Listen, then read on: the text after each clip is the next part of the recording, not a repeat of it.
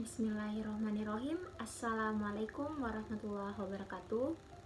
Nama saya Meira Farda Ananti, Stambuk 040 2019 0738. Di sini saya akan menjawab pertanyaan dari Bapak Dr. Hardianto Janggi SHMH dalam mata kuliah Etika dan Tanggung Jawab Profesi.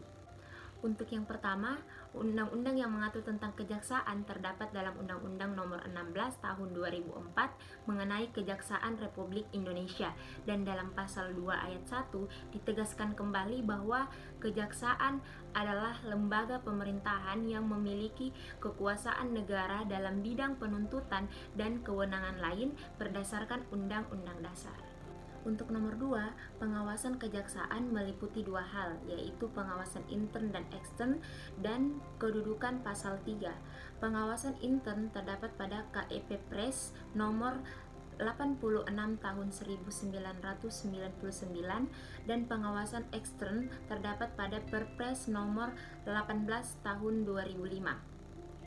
Dalam kedudukan pasal 3 terdapat Komisi Kejaksaan, lembaga pemerintahan non-struktural yang bersifat mandiri dan bebas dalam menentukan pilihannya, dan yang terakhir Komisi Kejaksaan bertanggung jawab kepada Presiden. Yang ketiga, pada menit 4.23 sampai 4.57 membahas mengenai tugas dan wewenang jaksa dalam bidang pidana.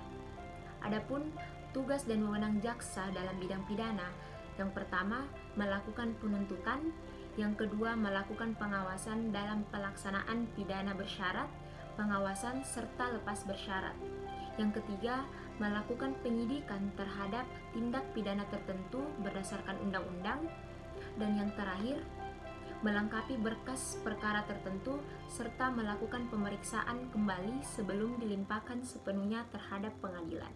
Untuk nomor yang terakhir, standar minimum profesi jaksa dalam aspek pengetahuan: yang pertama, ketentuan hukum pidana material dan formil, yang kedua, ketentuan hukum perdata material dan formil, yang ketiga, ketentuan hukum tun material dan formil, yang keempat, peraturan perundang-undangan baik perundang-undangan tingkat nasional maupun daerah, yang kelima, konvensi internasional yang relevan dengan tugas jaksa, yang keenam, ketentuan HAM baik nasional maupun internasional, yang ketujuh, pengetahuan mengenai manajemen administrasi umum, yang kedelapan, pengetahuan mengenai manajemen administrasi perkara, yang kesembilan, pengetahuan etika hukum, yang kesepuluh, disiplin ilmu lainnya yang menunjang pelaksanaan tugas, fungsi, dan wewenang, serta yang terakhir, memiliki pengetahuan atas perkembangan ilmu hukum dan praktik hukum baik di tingkat nasional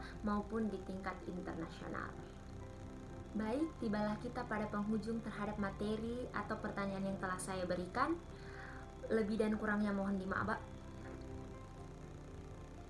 Baik, tibalah kita pada penghujung terhadap materi atau pertanyaan yang telah saya jawab.